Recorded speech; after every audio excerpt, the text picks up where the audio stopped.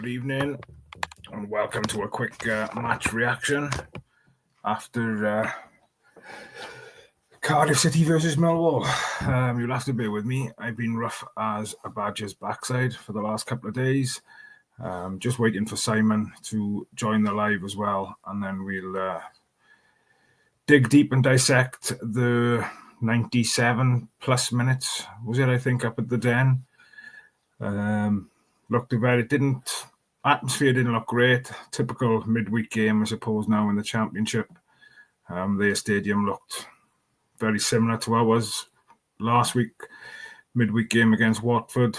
Lots and lots of empty seats. Fair play to the 500 or 600 Cardiff fans travelling up. I'm guessing they're going back up the M4 this evening. I'm very happy indeed. So, as I mentioned, we'll wait for the stragglers to get involved. I'm waiting for Si to jump in, so you should see his face any second. Here he is. Speak of the devil, and he appears.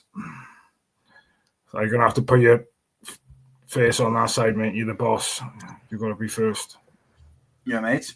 Yeah, good, but get in there, mate. I've been rough the last couple of days. I literally haven't got out of bed. Only to take the kids to school, and that's been it, really. But yeah, for this flu shit that's been going around, but all good. But apart from that, how's it for you? But I know you've been a bit rough as well, haven't you? Yeah, I'm struggling a bit. I am with the Crohn's at the moment, but such is life, mate. I know Rhys is struggling as well because he was going to do a vlog because he went to Millwall today, and he texted me like earlier on and was just like, I just can't, like, he could barely speak and that. So no vlog, unfortunately. But look, at the end of the day, right, watching that was frustrating to say the least, right? Because it was flat and I thought we went too direct. And I understand we've been doing quite well going direct, but I thought we almost went like long ball today, which before today, I would have said that's not what we're doing. We're just being quite direct and then trying to sort of play in the final third. But today I just thought so many times we just lumped it forward. And then every time we did get a ball down and string a couple of passes together, you thought, right, here we go. However, if you look on the positive sides, mate, and I think there's a lot of positives from it. I thought Will Fish looked really good when he came on. First proper goal in the league game, and away to Millwall, chasing a goal as well. So there's a bit more exposed from the midfield, pushing up. I thought Kean Ashford, right, had one of the weirdest performances going on the ball. He was wicked. He beat his man almost every time, but his delivery and his final pass just let him down. Like, I thought Al Ghazi looked sharp and motivated, which is good because we all know he's got a quality. It's just we just haven't really seen it in a Cardiff shirt. And do you know what, mate? Do you put that down to like a lack of game time and consistency? He hasn't really had a. Yeah, he didn't play for 18 months, mate, did he? He didn't keep the ball, so he's going to take him time. And you know what he needed, mate? Is he needed that free kick to be 6 inches to the left. Because if that goes in, screamer of a free kick, 10 minutes to go. We may go on and win it, but for him personally, I think he gets so much out of that. But I thought he looked good. I thought Willock had a good game. I said to you earlier, mate, I feel really sorry for Willock and Ruben Colwell because so often they get their chance to play, and they've got like Mayte up front and Robinson's dropping in deep, so they don't have the same shape and pace that like Robertson quite often gets in the 10, or like with Tanner and Ashford running down the wings, O'Dowd are overlapping, and I get it's who you're playing with, and I don't want to single out individuals, but like I really struggle to see what Mayte offers. I think when he plays, we're not as good as what we are when we've got other options there, because we seem to just try and lump it to him, whether he's on the right or in the middle. And he's going to come in for loads of people are going to start slating him again. And I don't, he's going to go out and try and do a job for us. I just don't think he's got the ability to play the way that we want to play. So I don't necessarily put the blame on him. Yeah, I think he's got to play through the middle, mate, or not. Do you know what I mean? He either plays as a centre forward or doesn't play, because otherwise we just literally, he takes too much away from the other parts of our game. And I think you're right. Like, it's not a case of us going, mate, he's rubbish. I just think he can't press like Ashford or Tanner or Robinson. He doesn't run in behind, so you don't create the space for Willock or Colwell or the other midfielders. He doesn't have the tenacity of like an Ashford to get back and help the fullback.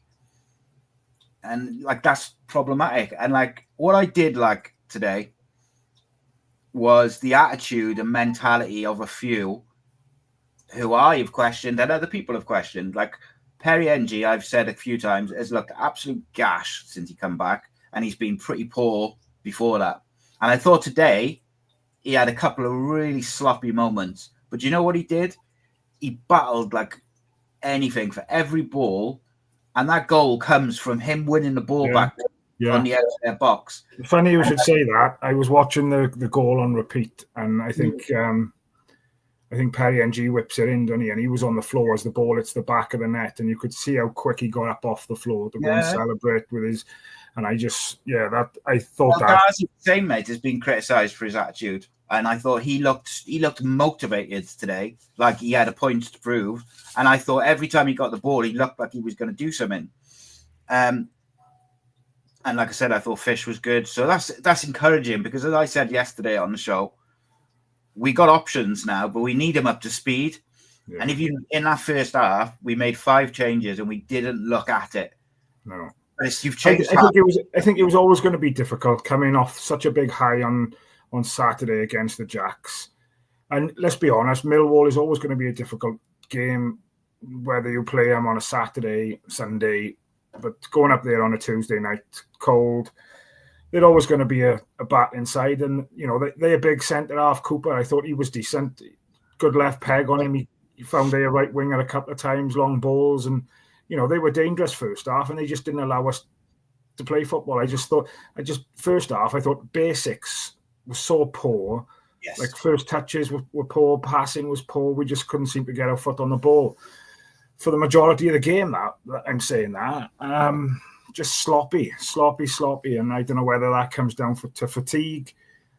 I don't know, but let's be honest. I think if we'd been given the thing of having a point going up there tonight, we'd have taken that at the start. I think. 100%. And going on about mentality and attitude as well, by the way. On SALECH, I like the way he puts himself about. But you know what, right? He misses a big chance. He technically missed 2 chances, but the first one he did so well to get a head on it and the keeper saves it. So you can't say anything really about that. He had 2 defenders on him and he still managed to win the header, which is something we haven't had. Someone with the determination to do that up front. But then what impressed me about him, apart from putting himself about and working hard, is that he misses a big chance with a couple of minutes to go when it's like you're thinking, is that the last chance we're going to have? He's got to do better with that. But you know what, mate? When the chance came in literally the last kick of the game, he was composed enough to bring it down and just lash it home.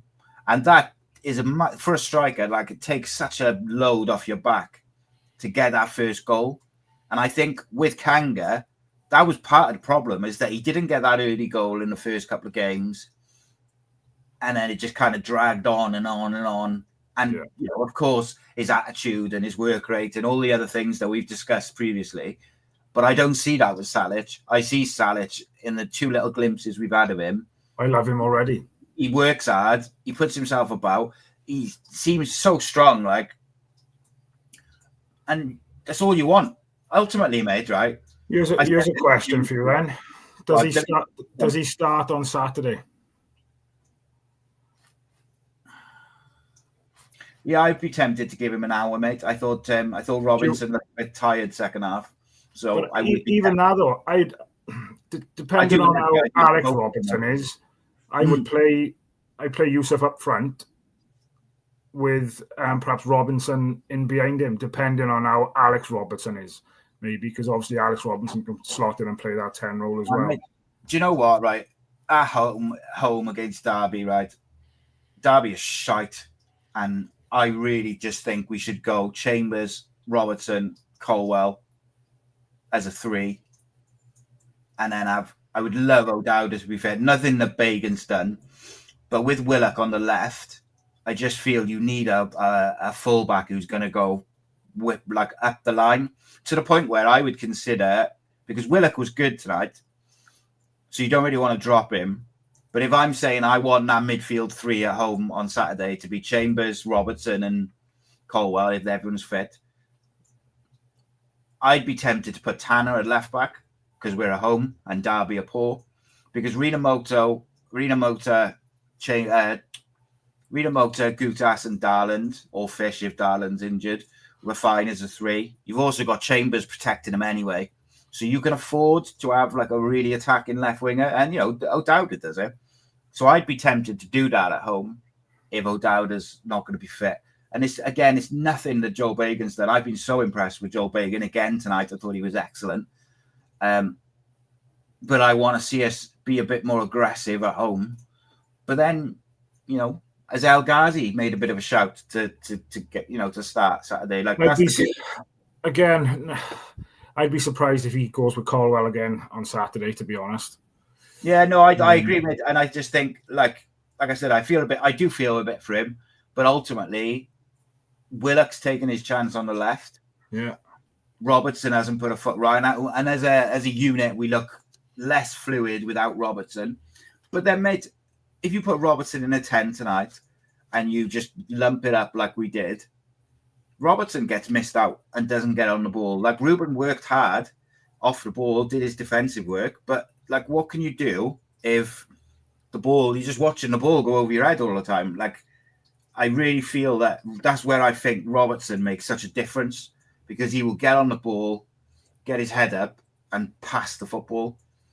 And there was little glimpses, like there was a couple of times on the left and the right where we did play little triangles, and you can see the patterns they're trying to do. They're trying to like play it into the winger, lay it back, and then switch it quick. Like, you could see what they're trying to do, but they either didn't have the personnel, or the personnel that was in there today didn't have they weren't sharp enough, or they weren't up to it. I don't know what it was, but they weren't quite at it.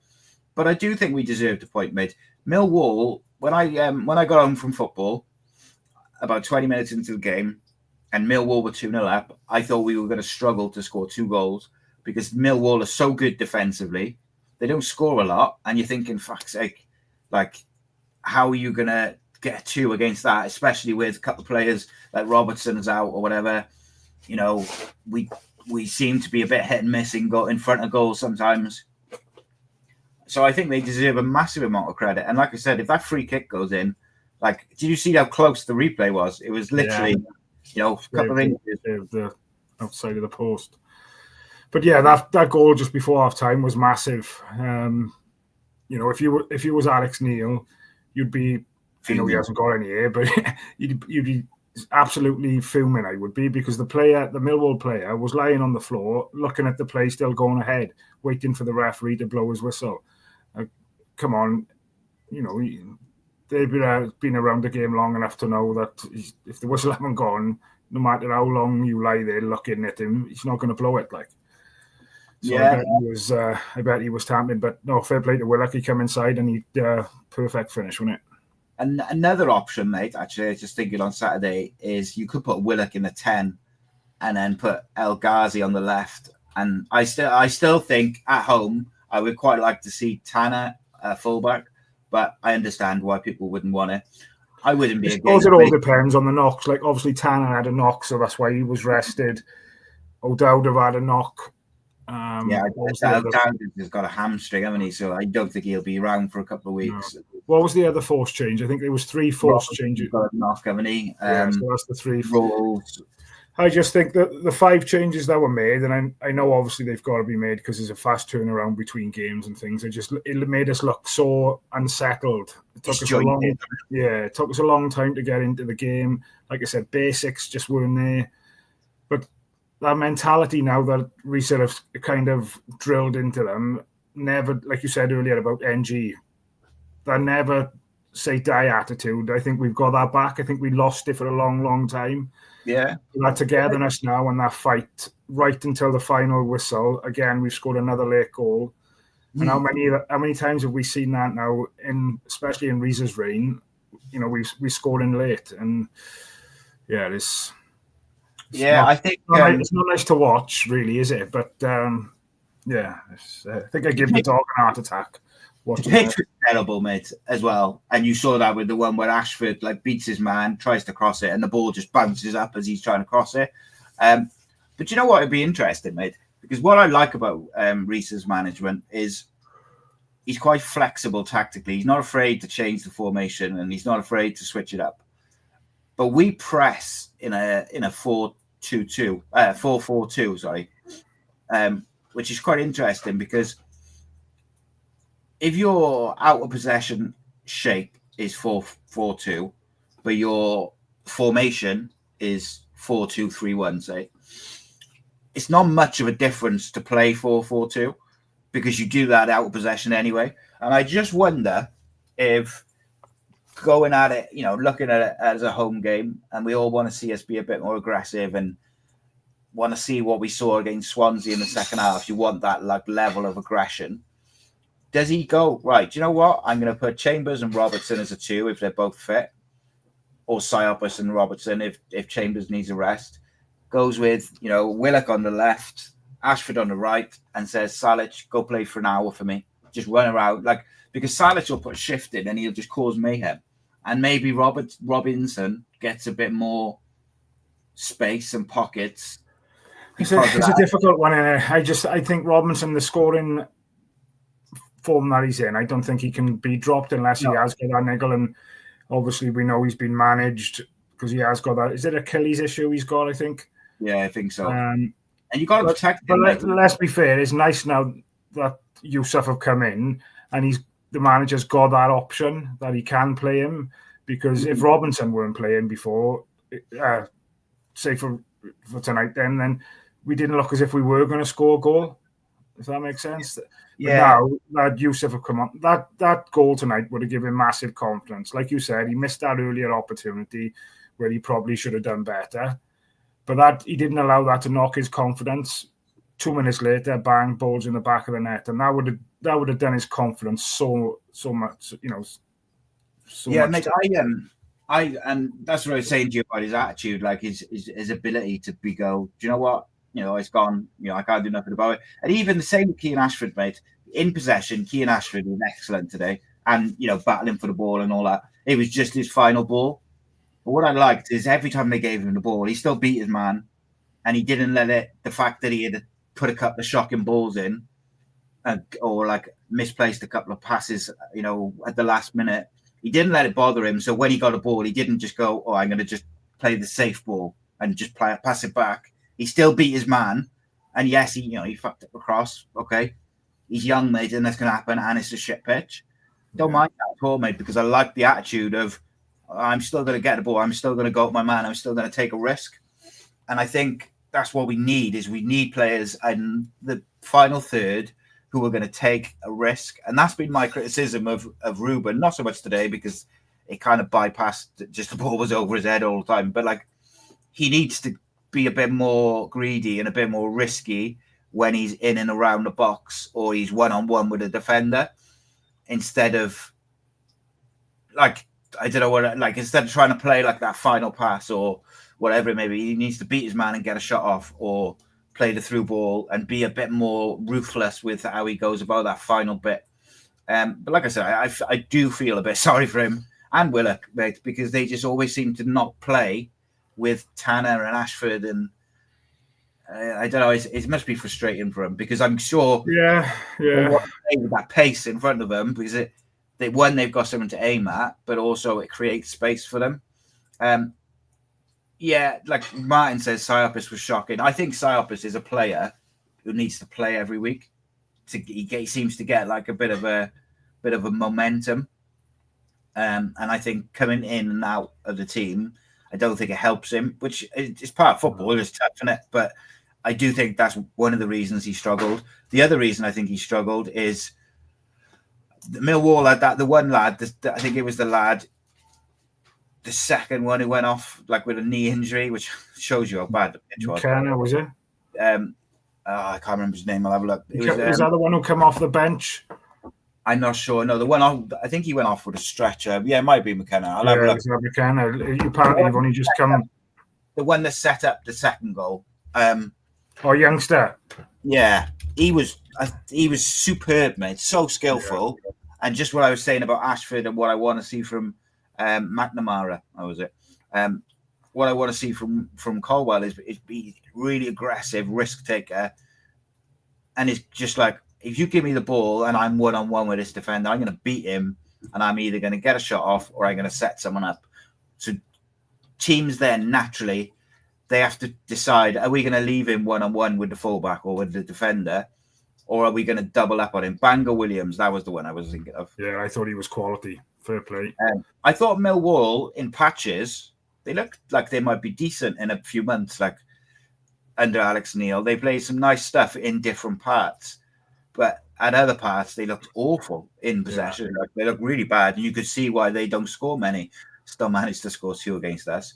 But, mate, I would have taken a point. Away at Millwall, a point. But we've got to be aggressive on Saturday from the start, mate. Yeah. I can't be having these... I know we were poor at the start today, though. I can't be having these 20 minutes at the start of a game at home against poor teams as well, just knocking the ball side to side, letting them get into their stride and letting them settle in and stuff. No. We need to do exactly what we did to Swansea in the second half, or actually 20 minutes before the half time, and be all over them like a rash. Because if we do that, Derby will fall apart, mate. Yeah, I think, did they lose as well tonight?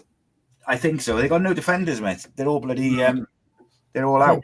I think somebody said Bowie Adams have been playing like left centre back for them. I think.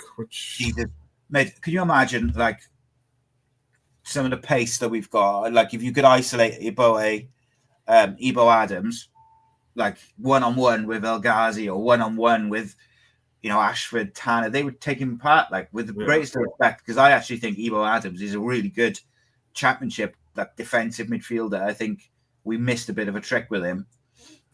Is Nat Phillips still at Derby as well, then? No, I think he went. Oh, he might be, but he might be injured, mate. They're all injured. They got no centre back. Curtis Nelson come out today that he was out for the rest of the season. But we just need to recreate that atmosphere that was there Saturday, which I know is going to be difficult because we'll probably have 10,000 less people there Saturday, that's the frustrating thing. Obviously I go regular, and we'll be lucky to see 18,000 in on Saturday, I expect. And I think the manager came out and said, there's no reason why we shouldn't be having them crowds and that atmosphere every week, because he said the atmosphere was so hostile. And I think Luke Williams came out after in his press conference, didn't he? I think he threw his team under the bus, really, and I'm surprised he's still in a job, to be fair, because I don't think I'd be happy if... right. He wasn't wrong. They were shocking, mate. And from about 10 minutes before half-time, players like Darling and they're meant to be their big players, they went to pieces for a good 30, 40 minutes. But that's where he tweaked things up around 10, 15 minutes before half-time, and that kind of seemed to give us a bit more of a foothold on the game, didn't it, on Saturday?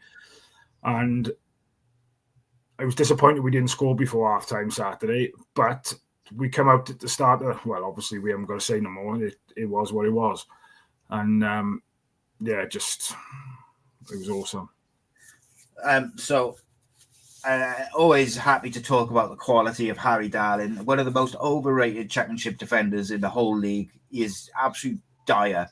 And I keep saying it. And last year, we had, if you remember, after the South Wales derby, we had a load of jacks in the chat saying like, he's Harry Darling, he'll be in the Premier League next year and this and that. And I was like, mate, he is so bad. He just dives all the time. He's just shit. Just a shit house. Like, and they were winning today against Sheffield United. They conceded a goal, and then literally 30 seconds later, Harry Darling got sent off. What a shame. Couldn't have happened to a nicer bloke.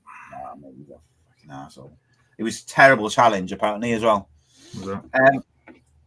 Just looking at the table, results didn't really go our way, I don't think. Well, Luton lost, Hull lost, Derby lost. We're up to 19th, mate, with a point. So we got to beat Derby, mate, because if we beat Derby, we put 4 points between us and them. And I think that's big then, because you've got a 4-point gap over Derby, but then you've also got a point or two from the bottom three as well. And I still think that Cardiff can go on a big run, mate. Like, I'm not saying we can make the playoffs by any means. But what I'm saying is, like, you go on a big run now. If you go on a big run now, the 5, 6, 7 games unbeaten. I just think, we need to be real now, I suppose. And, again, is realizing the situation we're in. It's just we just don't want to lose games. If we pick up a point, it's not the end of the world for me, I don't think. Don't get me wrong, I want same as everybody else. We want to win every single game. Yeah. But is it the end of the world if we pick up a point? If we pick up a point between now and the end of the season, every game, then we're going to stay up, aren't we? But obviously you want to go out to win every single game. But Derby have lost 5 on the bounce, mate. So you know what that means. No, we're not going to talk about stuff like that, because when we talk about stuff like that, we're renowned for it. When teams are on a bad run, you've said it now. You've cursed us. Yeah, mate, it's always the same. Just before we go on anymore, there's obviously nearly 300 plus people watching at the moment.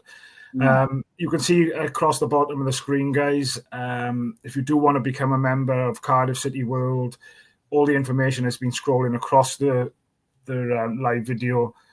I think since Christmas, the members have gone through the roof. So it really does help Si and the channel keep going.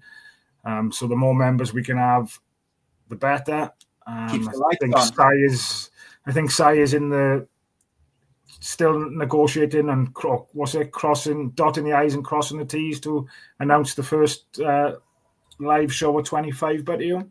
Yeah, live. So the live show for April, it's all agreed with the person, though the ex-City player. It's going to be an absolute belter, but and he doesn't do any others, and he's turned down some others to do ours as well. But just tying down a couple of things like flights and stuff before we could announce it. But it should be announced within a week, I would have thought. I've got all the graphics and everything done. Everything's in place. We were hoping to do one in March in the international break, but we just had a bit of an issue with the venue. So it looks like the most likely next one will be the April. But there's going to be a couple this year. I'm hoping that we're going to be able to do a couple of non-City ones as well.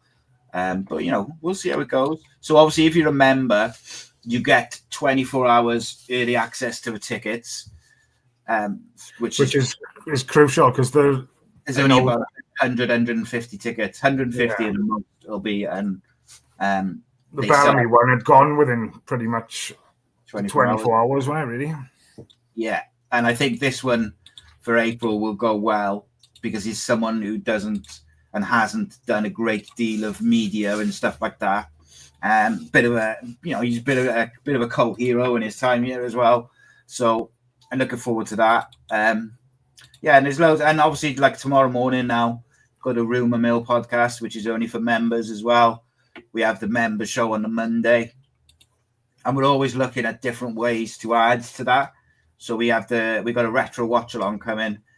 Was hoping we're going to do the one with the Millennium Stadium retro watch along with Andy Campbell, where we rewatch the extended highlights of the Millennium Stadium playoff with QPR. And Andy obviously jumps on, tells us about the squad, how they were feeling. How is that going to work? And you and Andy are going to watch it, and then I'm going to put it on the screen, mate, because it'll be like an unlisted, or it'll be like a private video. So we should get around. Is that going to be a live thing then, or is it going to be a recorded? I'm not quite sure yet, but because I was hoping to do it with Andy at 6 on Thursday, but he can't do it now because he's coaching. So we're definitely doing it. He's just working out a day to do it with him. However, I am hoping to record one with someone else on Thursday. I'm just waiting for him to tell me what game he wants to do it on. So basically, the idea is we'll have like extended highlights, say like about half hour of a certain game, put it on the screen. Me and the guest will watch it, but because we've seen the game before, you can't really do what you do in a normal watch along where you kind of commented on the action.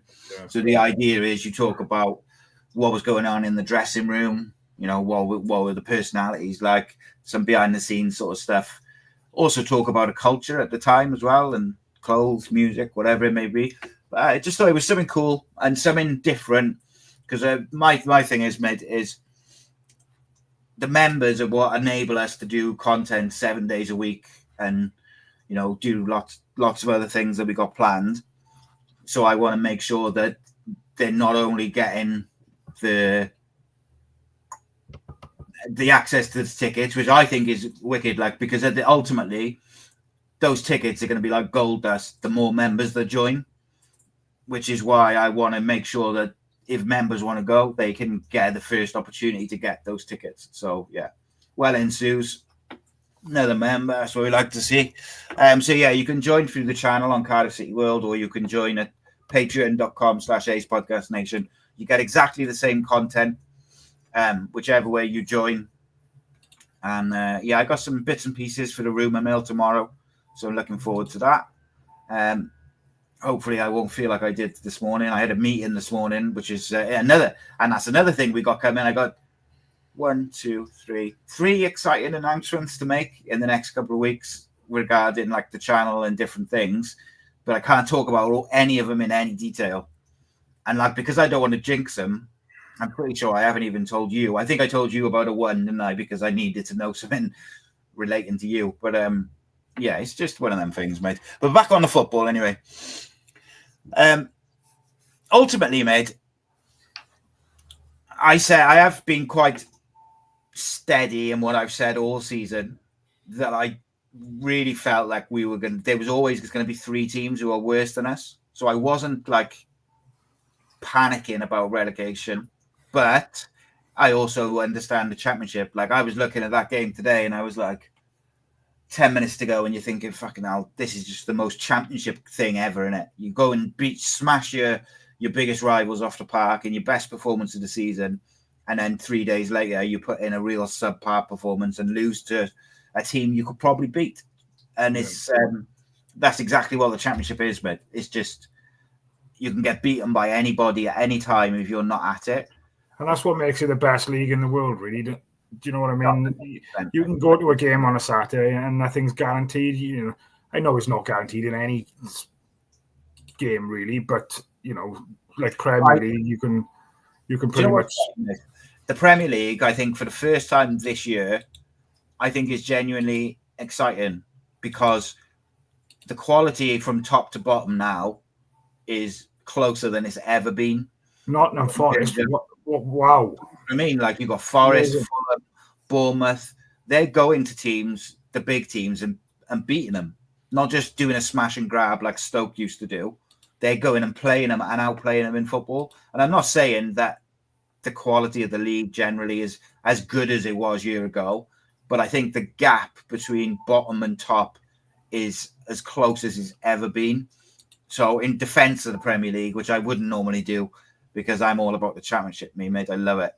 But I will say, I think the championship is as exciting as it's ever been, in terms of, it's just like you were just saying then, like, you can almost predict who's going to beat who normally, and it becomes a bit monotonous, like, you know. But I think now it is a bit more like the championship, where literally anyone could beat anyone on any given day. And that's what sport is supposed to be, isn't it? It's like, it's supposed to be on merit. It's supposed to be a meritocracy, where the team who plays the best on that any given day comes away with the points or wins the trophy or whatever it may be, not who's got the most money so they can afford the most players. Do you know what I mean? Answer my man's question, but mate. Sorry, I'm on another screen. Where's the link for the membership? Right. Do you know what I'll do for you, mate? I'll drop it in the chat right now, because I'm very talented like that. There we go. Just dropped it in there. I don't know if it'll work. I'm pretty sure we used to have the Q. Does the QR code still work? I think I think the QR code might be for Patreon. Effectively, you go onto YouTube on the Cardiff City World YouTube and just press join. It'll take you to where you need to go. Or just go to patreon.com/ACEpodcastnation and away we go. But on that as well, just before we start wrapping up, if any members do want to join the WhatsApp, we've got a WhatsApp group with members in. If you do want to join that, guys, obviously I think they can communicate with you via email once they become you can message directly off the membership side of it, or if you go into the community post, or I don't know if it's community or membership post, one of those two on YouTube, you'll see that all the posts that I've put up for members, and I think 3 posts back, there's a post with the WhatsApp link on there. I'll post it again in the morning, so it's on there. If you're on Patreon, it's the same thing, but I can also send it to you. Just drop us a message or an email or whatever. Awesome. Rhys just said there's like a green link at the top of the screen. I thought that was... look at this, they're flying in. Flying in now. Howell, welcome, my friend. It is a question then. Is that Howell or is that Hewell? Howell. Are you sure? Should we ask him?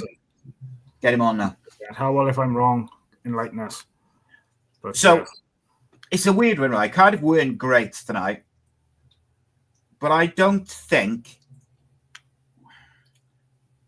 there's not many players who I would single out and say, God, they were poor tonight. It's weird. Like, I thought as a team, we were pretty poor in the first 20, 30 minutes. After that, I thought we got better. But there's only 2 off the top of my head where I think, God, they had a bit of an off day. Like, other than those 2, I thought everyone contributed in some sort of positive way. Now, maybe that's just because you're a bit more optimistic because we got a point at the end. I'm not saying we were good by any means, but... No, and, was it to be expected after that? Like I said, after coming down off that massive high on Saturday? I think it's the emotional side of it and the mental side of it. Yeah, and I think us as fans would probably all want to think that they would have gone into the game tonight with the same kind of attitude and, which they should be doing, really. But it doesn't always happen. And I think, obviously it was disappointing not to see the same type of performance that we had on Saturday. But like you said, that never say die attitude was there. Some of the players where we were questioning before showed up again tonight. So I think it's just that mentality now that we sort of, it's just the togetherness for me is back. And I think we lost it for so long. Yeah. Like I said, we could have easily crumbled today after going 2-0 down and lost. Yeah, you know what I mean, mate. Lost 3 or 4. But, fair play to them. They stuck at it. Like I said, the goal before half time was crucial. I think if we had gone into Willock was good, mate, as well. I thought Willock was really looking like he was going to make something happen, Another one joined as well, Steve, top man. Thank you very much, my friend. Loving it. I almost want to tell people who the guest is because so many people have just joined in the last couple of minutes. But I can't jinx it. There we go. I just can't. Daniel Pritchard is on the bus on the way back. We're all buzzing. Get them all to sign up and become members, Dan. Sign them up, buddy. Well, welcome, Steve. Nice one, mate. There we go. So there's going to be a slight change of schedule towards the end of the month. We'll still be 7 days a week. Matthew is taking over the breakdown on Sunday night. Not this week, but the week after. I'm going into hospital for a couple of days, so that's fine. I'll be done. Matt's going to do the breakdown. Rob's going to jump on the Saturday show. I'll come and do a live. We'll do the live breakdown from your hospital bed. Yeah, that's it, mate. Isn't it? And then Wednesday, the 29th of January, we have something very special starting that incorporates not only Cardiff City World, but a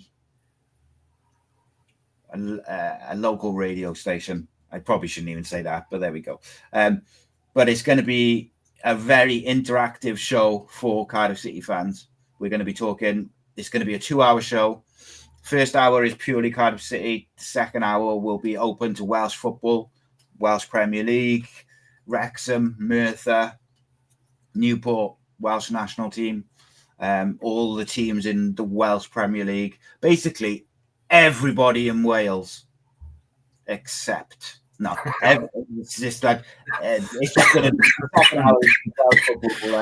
football thing, and it'll be the most interactive Welsh football show in the country, and I'm really looking forward to collaborating with them. Oh, go on, they're flying in. So yeah, look at that literally as well. That'll be announced, I think, within the next 24 hours. But the 29th of January on this channel will be the first episode. And it's gonna be I mean, you know about that one, mate, and it's gonna be a lot of fun. That is, it's gonna be something a bit different for me. Like, I'm a bit like, whoa, but in terms of what it is, in terms of content and stuff, it's exciting, mate, you know? Yeah, like you said, now we've been building the foundations, mate. It's time to start building now, mate. It's just taking all those next steps, and yeah, mate, I'm excited, mate, because like you say, and do you know what? What's mad? Today is 1 year since Cardiff City World started. It's our first birthday today, mate. Yeah. And we've made steady progress on all metrics, like each month, which I know people probably don't really care about. Like, but for us, obviously, we're trying to build it up to be the fan channel for Cardiff City fans, and we want, you know, the reason why from the very start I got Steve and the Cardiff City phone in involved just because I wanted to be a hub for all Cardiff fans, and you know, everyone's welcome. I want to have a range of views as well, mate. I don't want it all to be like 40-year-old white men. I just want Cardiff City fans of all races, genders, whatever. You know, on that is like the girls with their vlog on the weekend is brilliant, and to see the passion, such a young age as well, and obviously with Donna, their mother, they're not going to learn or have passion from anybody more passionate than really, but to see them enjoying it so much as well is brilliant. Yeah, 100%, mate. They're the future of the football club, mate. People like Emily and Katie and your boy and my kids, like they're the future of the football club ultimately. Yeah, and I think that's one of my aims when I started doing the channel, was to get a range of people. Obviously, you know, a lot of the content and the videos and stuff like that and the analysis will be done by me because it's what I do. But I wanted it to be not 7 days a week of me ultimately. And I wanted it to, you know, I want more people to get involved. I want people to send vlogs. I want people to send their predictions by a video. I want people. So if anybody out there who is watching, I think there's near on 400 now watching this live, which is bonkers for a Tuesday night, mate. I think that's Tuesday night, 10 to 11. It's pretty bonkers. But if anybody does want to get involved in doing the vlogs, they haven't got to be, you know, half hour long. Well, even if they want to. Yeah, sorry to interrupt you, even if they want to just send in like predictions, like a 1 minute prediction before a game via video, they can drop that in the members WhatsApp group or email it or whatever. You can do it, you know, your thoughts after the game, because ultimately all we want to do is like just be a hub for Cardiff City fans. That's all, because that's all we are as fans, and we like talking about Cardiff. And at the end of the day, what is better? We all do it anyway in our real life, right? Is talk about Cardiff, think about Cardiff all day, every day, pretty much.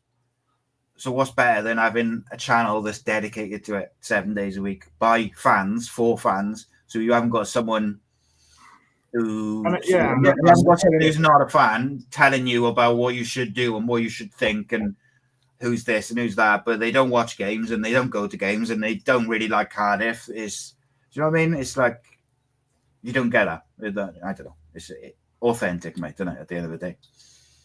I tell you what, right? Because it's our 1 year anniversary, and because, you know, we got a nice last minute goal, and because Yusuf Salek got his first goal for the club, because Matthew's soldiering on with his poorly badness, and I'm not feeling great. I'll do two things. I will answer any question that someone asks. You can ask one question and I'll answer it truthfully and honestly. And secondly, I want everybody in the chat to send in their predictions and the first goal scorer for Saturday. If you could drop them in the comments afterwards. After the video's gone, after the live is finished, guys. Yeah. What would your team be for Saturday then, Matt? Just to finish off, mate, because I know you've got to get up early in the morning. Jack Anick in goals, Rinamoto right back, Gutas and Darland. I'd keep Joel Bagan there. I think he'd probably go back with Rolls in the middle. Potentially with Chambers, Ashford on the right, Willock on the left. And I wouldn't be against him playing Robinson and SALECH, to be fair. Interesting. What about you, Em?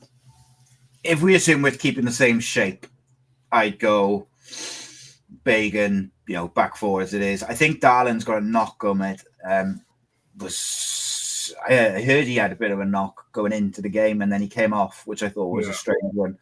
If he's not fit, then I'd put Fish in. I thought Fish did very well tonight in a difficult situation because he was much more exposed than he normally would be playing as centre-back. If he played centre-back from the start, he'd have had a lot more protection in front of him. But we were pushing forward. And I'd like to see him have a run now, but I just think it's been so difficult to give him a chance when the partnership of Gutas and Darland have worked so well over the last 5-6 matches, really. I thought Fish and Darland in the FA Cup were very good together as well. Midfield, I would go. See, as I said earlier, I'm very tempted to pop Ollie Tanner at left back and be really aggressive. But I think Joel Bagan's been so good. And I said the other week, Joel Bagan's been really unlucky not to play every week because Callum O'Dowd has probably been prohibited between him and Rinamoto have probably been our best two players of the season. And that's unfortunate for Bagan because I think he's been excellent all year. I would like to see that midfield at home of Chambers, Robertson and Colwell if Robertson's fit. If Robertson isn't fit, then I'd maybe obviously put Rolls in there. But I just think Rolls and Chambers, but then they worked in it. So I don't know. And then I would stick with Willock on the left because I think he just looks sharp. Although I do think El Ghazi's pushing for a spot. And I also think when you look at Ruben and Willock, whilst I didn't think Ruben was bad tonight, and I thought he worked hard off the ball, Willock took his chance more. So I wouldn't be against putting El Ghazi or Willock in the 10 and the other one on the left because I thought both of them did very well. Ashford's obviously got to start on the right. And then Robinson. If we were going to flip it to a 4-4-2, then I think that all of that kind of changes because if we were going to go 4-4-2, I would go Robinson and SALECH up front. Then I would go with, if he's fit, you got to have a out-and-out winger on both sides or like a pace on both sides. So like Tanner on the left and Ashford on the right. Although maybe saying that, you could put El Ghazi on the left if Tanner's not fit. And then I'd go with Chambers and Robertson as a 2 or maybe Rolls. But I just think Alex Robertson's got to be there. Yeah. Yeah, I mean, Marty makes a great point there. Like Ruben Colwell created 2 chances in the first half that should have been finished. And if they both get finished, everyone's talking about like, wow, he got us back in the game. We were 2-0 down and he's created 2 chances. I just think he's become a bit of a, especially with Kanga going now. You go on social media like Twitter and that. Oh, the Cardiff fans have got somebody to whinge at, haven't we? Yeah, but mate, it's like, I don't like to see it. I'd like to see more support for our young players because we all know he's got talent. We all know he's got the ability. he just needs to be a bit more. I think he needs to be greedier. I do. I think in front of goal, he looks to pass it too much instead of, do you know what? Beat your man. Fucking shoot. Right, mate, I know you've got to be up early. Talking about young players, or just before we do go. Oh, go on, mate. I see that Ronan Kapakio had his operation today, and don't know how long he's going to be out for, but speedy recovery to him. Yeah, I heard a little whisper the other day that Isaac Davis might be playing for the 21s on this week. So hopefully, I don't know if it's true or not. And just the last thing for me before we go. Sorry to keep you on. Yeah, I just wanted to say how well I think the manager's conducted himself over the last, I don't know, week or whatever. Obviously, his personal circumstances is obviously awful to lose his dad. But the way he spoke at the press and the way he's conducted himself, I got nothing but respect. I know he's in a very high-pressure job, which comes with his stresses and his struggles anyway. But to have that on top of losing your dad is, well, you can't even bear thinking about it, can you? So, yeah, I just wanted to shout out to him, really. So, respect. It's unreal, mate. Unreal. And not just that, but to have the presence of mind to, during all that emotion on Saturday, to make the tactical tweaks that was required, because the tweaks he made after about half an hour, they changed the game for us. And I think it's very easy to say, oh, you can all see it. But when you're on the side of that pitch in that atmosphere, with all that had gone on with him emotional wise that week, to have the calmness and the presence of mind to do I know he's got help from Darren Pearce and from, Richard Shaw and whatnot. But, I still think it's just quite incredible. And I thought that I hope the club appeal is ban, but I do think he'll get banned because ultimately he broke the rules, and that's why the referee sent him off. He's not allowed to go on the pitch. So it's kind of one of them. But yeah, they never seem. Is it the end of the world, really? I know they say he's banned from the touchline, but come on, there's ways and means. Or what's he got to watch it from upstairs, type of thing? He got to be in the stand. He's not allowed anywhere near the touchline. He's not allowed in the change rooms either. But I mean, in this day and age with technology and that, does it make that much difference, really? And also, Richard Shaw does a lot of the communication. Do you think? I don't think perhaps you've had enough mention and talk about since he's come in, really. And, and I'm probably one who haven't probably spoken enough about it either. But, he's got to be given a tap on the back as well, really. And, the likes of Percy and that as well. You know what we get in with Darren, obviously a favourite of the show. From previous, he's done live events for us and things. But, and I just love, you see him on the weekend after we scored a goal and he's running straight out to the manager, and just love the passion, I do. Yeah, mate, and some people would like to criticise Darren Pearce or whatever, but from the second he got involved in the first team, the defence got better, and he seems to be now more on analysis side of things. And I know for a fact he's very, very good at that side of things. From spending his clipboard, doesn't he?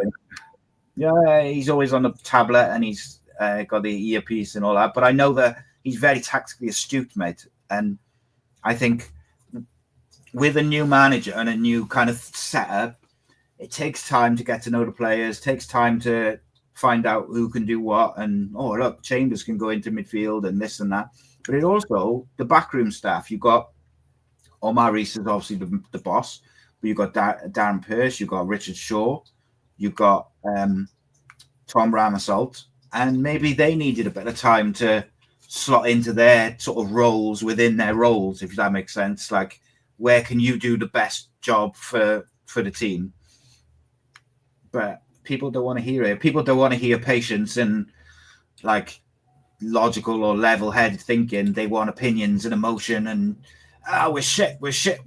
But that performance on Saturday had been coming for a while. And I think anyone who's watched football for any semblance of time can understand why we performed the way we did today. But I'm sure there'll be people who are saying, Ruben's shit and this is shit and blah, blah, blah, Rhys are out and all this.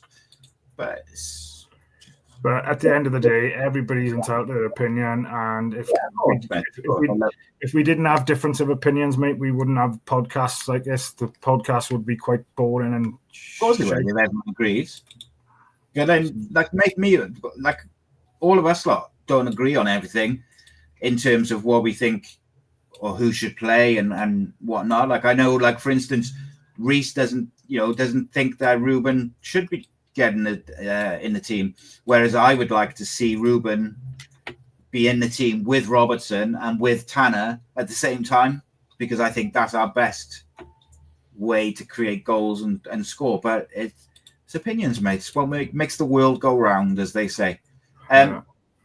Tomorrow night, 6:00, Big Rob Boyle is joined by former Cardiff City and Wales international John Robinson. And he's going to do a little interview and have a chat with him and stuff. So make sure you check that out on the channel. I'm quite looking forward to it. I think it'll be an interesting one, to say the least. John was really good last time he was on. So I expect more of the same. And Rob and him had quite a good little what's the word? Connection. Like, they seem like good little chemistry and stuff. So I'm quite looking forward to that. I think it'll be a top show tomorrow. So make sure you check that out. And then what we got? What else we got coming up, Matthew? I'm not too sure. I don't think I'm back now until Saturday. I'll be back Saturday night for the 1927 pod with Rhys to dissect, hopefully, another good home performance. I think the weather's supposed to turn pretty bad again. I think we're supposed to have weather warnings again the weekend, aren't we? So be interesting to see what comes of that. But yeah, football will be off again, for God's sake. Fed up with the bloody games being called off. I am. Yeah. So I want to finish with these two messages, mate, or these two comments, because I think it's a nice way to finish.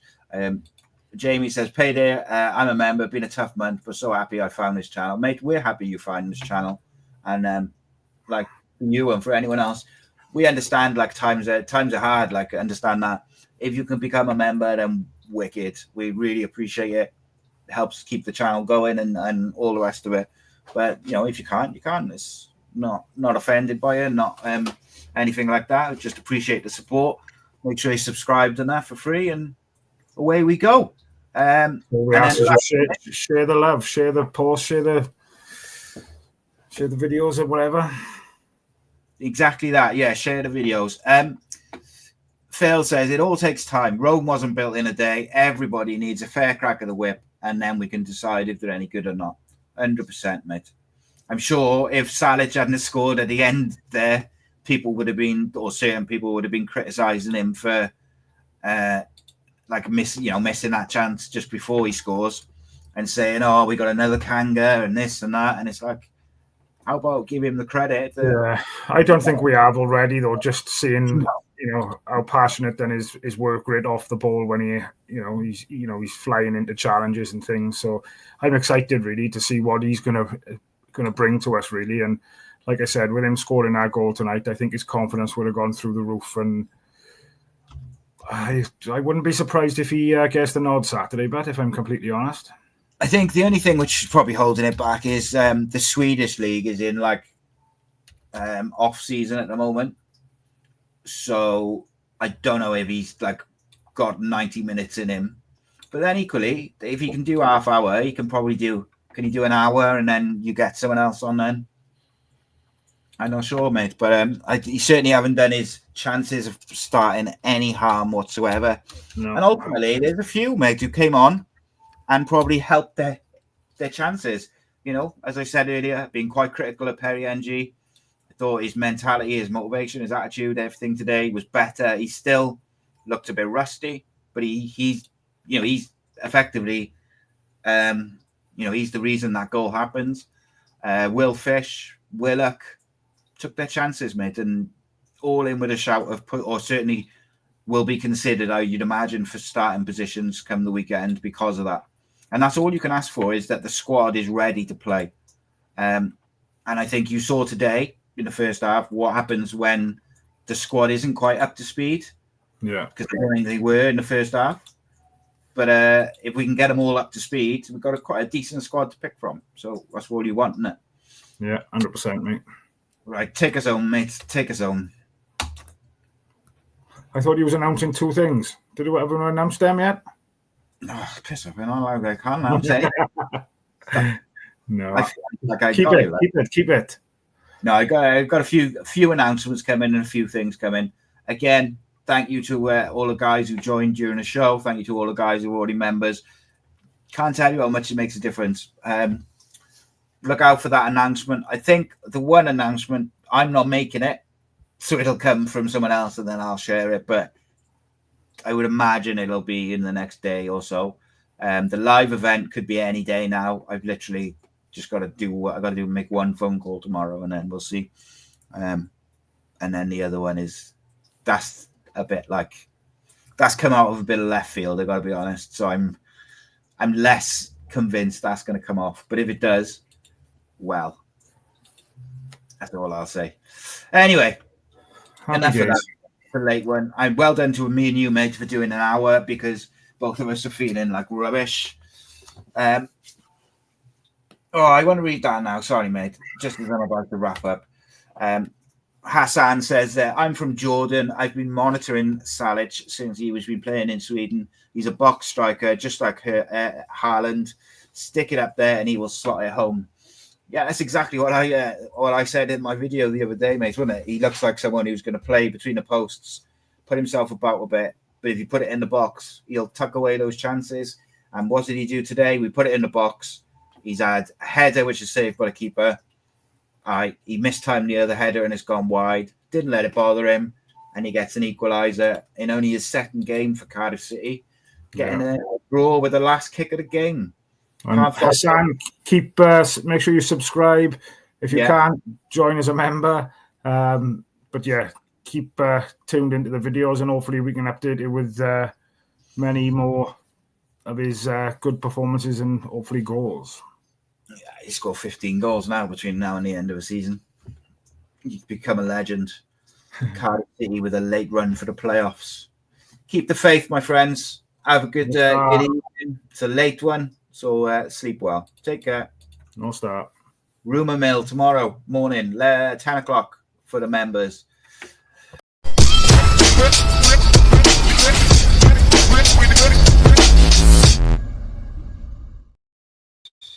Who's that?